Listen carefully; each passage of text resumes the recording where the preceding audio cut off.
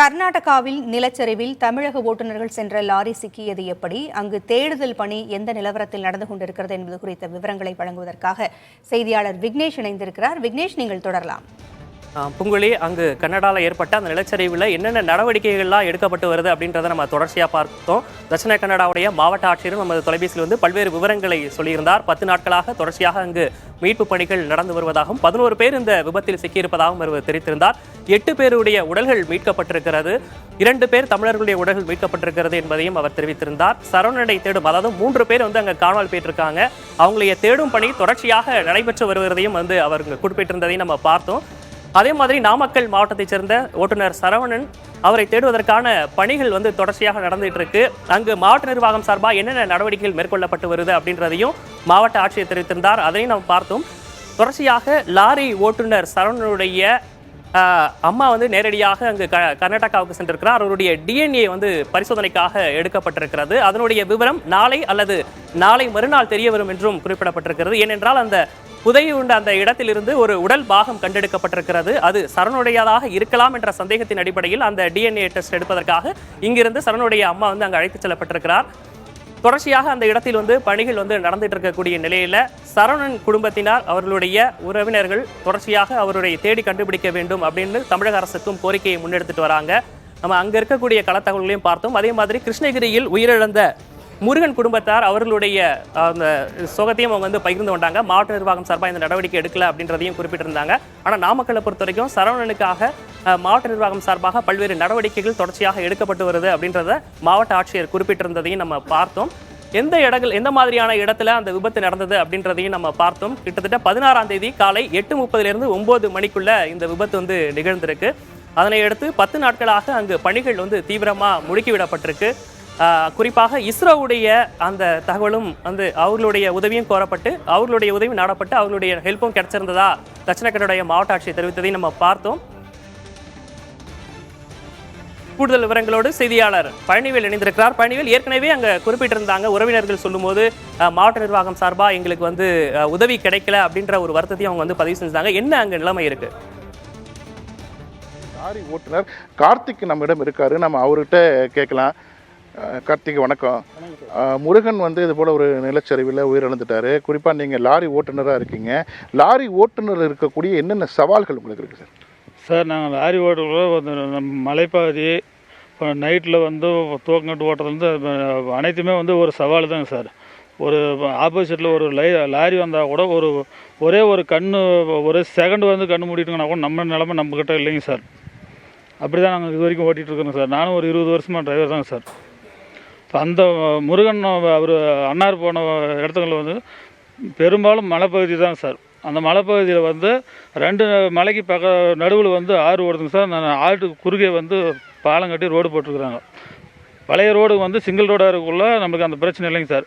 இப்போ 4 லைன் போடக்குள்ள அந்த மலையை வெட்டி போடக்குள்ள அந்த மழை வெட்டின லூஸு இப்போ இருந்து மழை பெஞ்சதுனால அந்த லூஸு வந்துருச்சு சார். நாங்கள் இது வரைக்கும் 15-20 வருஷமாக அங்கே தாங்க சார் ஒரு டீ சாப்பிட்றதுலேருந்து டிஃபன் சாப்பிட்றதுலேருந்து அங்கே ஒரு சப்போஸ் நைட்டு தூக்கம் வந்துருச்சுன்னா கூட அங்கே தான் சார் படுத்து தூங்குவோம். இது வரைக்கும் வேறு எங்கேயும் படுக்க மாட்டோங்க சார். அந்த மாதிரி ஒரு சூழ்நிலையில் போய் அங்கே படுத்துருக்கிறாரு, நிறுத்திருக்கிறாரு சார். டிஃபன் சாப்பிட்லாம் நிறுத்திருக்கிறார். அப்படி அந்த மாதிரி இதில் காலையில் ஒரு 9 மணி சுமாருங்க சார். இப்போ டிஃபன் சாப்பிட போகக்குள்ள தாங்க சார் அந்த மாதிரி ஒரு சம்பவம் நடந்திருக்கு சார். குறிப்பாக நீங்கள் இது மாதிரி வாகனங்களை இயக்கும்போது உங்களுக்கு சாலை மழை காலங்களில் இது போல் பேரிடர் காலங்களில் எது மாதிரி இருக்கும்? உங்களுக்கு வாகன ஓட்டிகளுக்கு அந்த பகுதியில் அந்த ரோட் சைடில் இது குறிப்பாக பேரிடர் நடக்கக்கூடிய பகுதி, மலைப்பகுதி, கவனமாக செல்லுங்கன்னு அறிவிப்பு பலகைகள் அங்கே வைக்கப்பட்டிருக்குமா? இந்த விபத்து நடந்த பகுதி நீங்கள் குறிப்பிட்டீங்க 2 மலைகளுக்கு நடுவே இருக்கக்கூடிய பகுதின்னு. அங்கே இதுக்கு முன்னாடி நீங்கள் எப்படி வாகனங்களை இயக்குவீங்க? இப்போது சாலை வசதி எப்படி இருக்குது? இப்போ சாலை வசதியெலாம் நல்லா தாங்க சார். அந்த சாலை வசதி அந்த பழைய ரோடு டபுள் ரோடாக இருந்தது வரைக்கும் எங்களுக்கு எந்த பிரச்சனையும் சார். நாங்கள் அதாவது அப்போ மண் மலையை வெட்டி போடாத இருந்தாங்க. மேடு வாக்கில் மேடு இருக்கும், பள்ள வாக்கில் பள்ளம் இருக்கும் சார். நாங்கள் ஏறி இறங்கி போயிடுவோங்க. இப்போ அந்த வெட்டி போட்டதால் தாங்க சார் அந்த லூஸு கிடச்சது. அந்த மழை பெய்கிற வரைக்கும் ஓடுற வரைக்கும் அது இறங்கிடுச்சிங்க சார். இப்போ மீதிபடிக்கு பழைய ரோடில் இருக்குள்ள நம்மளுக்கு எந்த பிரச்சனையும் இல்லைங்க சார். இப்போ இந்த புதுசாக வெட்டி போட்டதில் தான் சார் இப்போ இந்த பிரச்சனையும் நடந்திருக்குது. விக்னேஷ், நீங்கள் கேட்டிருப்பீங்க, அதாவது சாலை என்பது பழைய ரோடாக இருக்கும்போது அந்த பகுதியில் வந்து எந்த பிரச்சனையும் இல்லை. புது சாலையாக அமைக்கப்பட்ட பிறகுதான் இது போல் நிலச்சரிவுகள் ஏற்பட்டிருக்கா சொல்கிறாங்க. அது மட்டும் இல்லாமல் உறவினர் இருக்கார், அவர்கிட்ட கேட்கலாம். சார், குறிப்பாக வந்து அவர் முருகன் வந்து எத்தனை வருஷமாக இந்த லாரி தொழில் செய்கிறாரு? அவர் போகும்போது எப்படி போவார்? எத்தனை நாள் போயிட்டு வருவார்? வண்டிக்கு போனார்னா எப்போ வீட்டுக்கு வருவார்? இப்போ எப்படி போனாருங்க சார்? ஒரு 20 வருஷமாக இந்த தொழில் செஞ்சிட்ருக்காரு. அவர் வந்து வீட்டில் ஒரு நாள் 2 நாள் கூட தங்க மாட்டார். ஏன்னா ஏழை குடும்பம்னால அதை வச்சு தான் அவங்க அப்பா அம்மா இருக்காங்க 2 பேர், பசங்க 2 பேர், மனைவி 1, மொத்தம் 5 பேர் இருக்காங்க சார். அந்த 5 பேருக்கும் இவர் தான் வந்து சம்பாதிச்சு போடணும். சம்பாதிச்சு போட்டால் தான் அந்த குடும்பமே காப்பாற்ற முடியுன்ற சூழ்நிலையில் அவர் வாழ்ந்துட்டுருக்கார் பாவம். இங்கே ஒரு நாள் 2 நாள் கூட தங்க மாட்டார் சார். ஏதோ விசேஷம், பண்டிகை காலம், இது மாதிரி சமயத்தில் தான் வந்து போவாரே தவிர மற்றபடி அவர் இங்கே வந்து பர்மனெண்ட்டாக தங்குறதில்ல சார். அவர் விவசாயமும் போதிய அளவில் இல்லை. விவசாய நிலங்களுக்கும் ஒன்றும் மழை இல்லாதனால எந்த வருமானமும் கிடையாது. இதை நம்பி தான் வாழ்ந்துட்டுருக்காரு சார். அரசாங்க உதவிகள் வந்து இது வரைக்கும் எதுவும் கிடைக்கல. அரசு அதிகாரிகளும் வந்து மெத்தனை போக்கை தான் கடைப்பிடிச்சிட்டு இருக்காங்க. அரசு அதிகாரிகள் வந்து இது வரைக்கும் யாருமே தொடர்பும் கொள்ளலை. இந்த நடவடிக்கை பாவம், இந்த குடும்பம் இழந்தது நெருக்கடி இல்லாமல் யாரும் எந்த ஆதரவின்றி வாழ்கிறாங்க. இதுக்கு வந்து நமது மாவட்ட கலெக்டரும் நம்ம தமிழக முதலமைச்சரும் உதவி செஞ்சு பசங்களுக்கு ஒரு அரசு வேலையும், இன்னொரு குழந்தைக்கு படிப்பு செலவும், அந்த மனைவிக்கு வந்து அவங்களோட மனைவிக்கு வந்து வாழ்வதற்கான வாழ்வாதாரத்துக்கு ஏதோ உதவித்தொகையும் கொடுத்தா கொஞ்சம் நல்லா இருக்கும் சார்.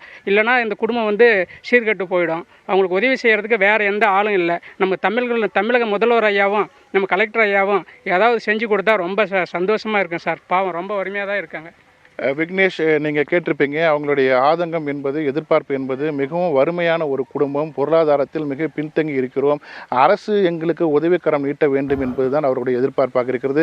மற்றொரு புறம் வாகன ஓட்டிகளாகட்டும், லாரி ஓட்டுநர்களாகட்டும், எங்களுக்கு பணிக்கு செல்லக்கூடிய இடங்களில் இதுபோல பணி பாதுகாப்பு என்பது மிக குறைவாக இருக்கிறது. சாலை ஓரங்களில் குறைந்த கட்டணத்தில் உணவு வாங்கி சாப்பிடுவதற்காக நாங்கள் நிற்கிறோம். ஆனால் அங்கு இதுபோல பேரிடர்களை சிக்கி உயிர் இழக்கக்கூடிய சம்பவங்கள் நடக்கிறது.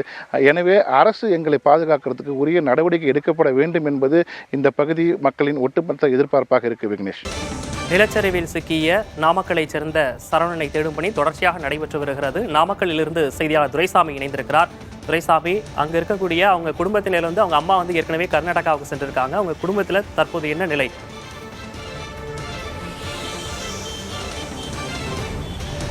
அதாவது விக்னேஷ், கடந்த சனிக்கிழமை அவர் குடும்பத்தாருக்கு ஒரு இடுப்பு அளவு கீழ் உள்ள அவருக்கு 2 காலுடன் ஒரு உடல் கிடைக்கப்பட்டிருக்குது. அது யாருடைய என்பது அடையாளம் காட்டுவதற்காக அங்கிருந்து அழைப்பு வந்திருக்கிறது. அதனைத் தொடர்ந்து அவர் தாயார் மோகனா அவர்கள் இங்கிருந்து அங்கோலா சென்றிருக்கிறார். அங்கு சென்று 2 நாட்கள், சனிக்கிழமை ஞாயிற்றுக்கிழமையும் அங்குள்ள ஹோட்டலில் தங்க வைக்கப்பட்டிருக்கு. அதனைத் தொடர்ந்து கடந்த திங்கட்கிழமை 23ஆம் தேதி அவருக்கு டிஎன்ஏ ரத்த பரிசோதனை எடுக்கப்பட்டிருக்கிறது. அதனைத் தொடர்ந்து அவர் அங்கிருந்து உடனடியாக ஊருக்கு அனுப்பி வைக்கப்பட்டார். அவர் தற்போது ஊருக்கு வந்திருக்கிறார். அவர் நம்மகிட்ட என்ன பேசுகிறாங்க அப்படின்னு பார்த்தோம்னா, அதாவது அந்த தங்கள் வந்து ஒரு ரூமில் தங்க வச்சுருந்தாங்க. தொடர்ந்து வந்து ஆஸ்பத்திரிக்கு அழைச்சி போனாங்க, டெஸ்ட்டு எடுத்தாங்க. பட் அந்த சம்பவ இடத்துக்கோ கூட்டிகிட்டு போகல. அதே மாதிரி அந்த ஹாஸ்பிட்டலில் அந்த உடலை கூட காமிக்கல. அது வந்து எங்கள் பையனை உடனே கண்டுபிடிக்கணும் அப்படின்னு வைக்கிறாங்க. அதே மாதிரி அவங்க மனைவியும் ஒன்றும் கோரிக்கை வைக்கிறாங்க. அப்படின்னு பார்த்தோம்னா, கடந்த 10 நாட்கள் ஆச்சு தன்னுடைய கணவர்கிட்ட பேசி. தன்னோட பையன் வந்து 6 வயசு பையன் தான் இருக்கிறான். அவன் வந்து அப்பா இன்னும் வண்டிக்கு தான் போயிருக்காங்க, இன்னும் அப்பா எப்போ வருவாருன்னு தான் கேட்டுட்ருக்கான். அவனுக்கு இன்னும் ஒரு பதில் சொல்ல முடியாத ஒரு சூழ்நிலையில் தான் இருக்கிறேன். ஏன்னா அவர் கணவர் எப்படி இருக்கார், என்ன ஆனது, ஏன்னா தொடர்பு கொள்ள முடியல. ஒரு மிஸ்ஸிங் கம்ப்ளைண்ட், அதாவது ஒரு தாயார் வந்து அங்கோலா காவல் நிலையத்தில் தன் மகன் வந்து வண்டி ஓட்டிட்டு வந்தார், அவர் காணாமல் போயிருக்கார், அவர் கண்டுபிடிச்சி கொடுங்கன்னு ஒரு கம்ப்ளைண்ட் கொடுத்துருக்காங்க. அதன் அடிப்படை காவல்துறை தொடர்ந்து விசாரணை நடத்திட்டு இருக்கு. அவங்க தொடர்ந்து தேடும் பணி தீவிரமாக நடத்திட்டு இருந்தாங்க கூட 10 நாளுக்கு மேற்கள் ஆனதுனால அவரை சரவணன் குறித்து எந்த ஒரு தகவலும் இல்லாதனால அவர் ஒரு குடும்பத்தார் மற்றும் உறவினர் மிகுந்த ஒரு வருத்தத்தோட சோகத்தோடு தான் இருக்காங்க. விரைந்து அவரோட கண்டுபிடிச்சி தரணும். அதாவது அங்கே இருக்கிற போயிட்டு வந்த மற்றொரு டிரைவர் என்ன சொல்கிறாருன்னா, மீட்பு பணியில் 5 ஜேசிபி இயந்திரங்கள் மட்டும்தான் செயல்படுது. கூடுதலாக இயந்திரங்களை இயக்கி கூடுதலாக தேடும் பணியில் ஈடுபட்டால் விரைந்து மீட்பதற்கான வாய்ப்புகள் இருப்பதாகவும் உடனே அந்த சரவணனை மீட்பதில் விரைந்து நடவடிக்கை எடுக்கணும் அப்படிங்கிற கோரிக்கையும் வைக்கிறாங்க. விக்னேஷ், சரவணனை மீட்கும் பணி தொடர்ச்சியாக நடந்து வருகிறது. அது குறித்த விவரங்களை வழங்கியமைக்காக நன்றி துரைசாமி மற்றும் பழனிவேல் இருவருக்கும்.